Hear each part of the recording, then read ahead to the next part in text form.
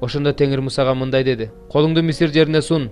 Мисир жерин чегиртке каптап, жердеги өсүмдүк чөптүн баарын, мөндүрдөн аман калгандын баарын жесин." Муса таягын Мисир жерине сунду. Ошондо Теңир бул жерге чыгыштан шамал жиберди. Ал шамал бир күн бир түн болду. Чыгыштан соккон шамал эртең менен чегиртке каптатты. Чегиртке бүт Мисир жерин каптады. Алар өтө көп болгондуктан бүт Мисир аймагын басып калды. Буга чейин мынчалык көп чегиртке болгон эмес, мындан кийин да болбойт. Чегиртке бүт жер бетин каптап калгандыктан жер көрүнбөй калды. Чегирткелер жерде болгон өсүмдүктөрдү, мөндүрдөн аман калган дарактарды, алардын мөмөлөрүн бүт жеп коюшту.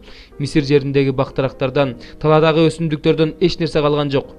Ошондо фараон Муса менен Аарунду шашлыш чакыртып мындай деди: "Мен силердин Кудай Теңириңердин алдында, силердин алдыңарда күнөө кылдым. Эми менин күнөөмдү бир жолу кечиргиле да өзүңөрдүн Кудай Теңириңерге сыйынгыла. Ал менден бул өлүмдү кайт кылсын." Муса фараондон чыгып Теңирге сыйынды. Ошондо Теңир батыштан чыгышка карай катуу шамал соктурду. Ал шамал чегирткелерди Кызыл деңизге сүрүп таштады. Мисир жеринде бир да чегиртке калган жок. Бирок Теңир фараондун жүрөгүн катуулантып койгондуктан ал Исраил уулдарын кое бербей койду. Ошондо Теңир Мусага мындай деди: "Колуңду асманга сун, ошондо Мисир жерине көзгө саяса көрүнгүс караңгылык чөт." Муса колун асманга сунду. Ошондо бүткүл Мисир жеринде 3 күн бою көзгө сайса көрүнгүс караңгылык болуп турду. Бири-бирин көрбөй, 3 күн бою эч ким ордунан жылган жок. Исраил уулдарынын үйлөрүндө болсо жарык болуп турду.